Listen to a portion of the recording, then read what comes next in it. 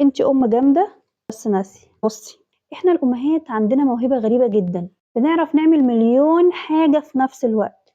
بنذاكر الولاد، بنطبخ، بنرتب، بنحل مشاكل ولادنا، بنحاول نفضل مبتسمين للآخر عشان ما يبانش علينا التعب. الغريب بقى اننا دايما بنحس ان احنا مقصرين. ليه بنفضل نقول لنفسنا انا مش مثالية، انا كان لازم اعمل كذا كذا كذا، انا اكيد بوظت العيال. لا يا ست الكل، لو انت بتفكري في ولادك طول اليوم وبتحاولي تعملي لهم اللي تقدري عليه، فانت مش مقصرة، انت عظيمة. بس انت ناسية ان ابنك لما يلاقيكي اول واحدة بيفضفض ليها فده في حد ذاته نجاح.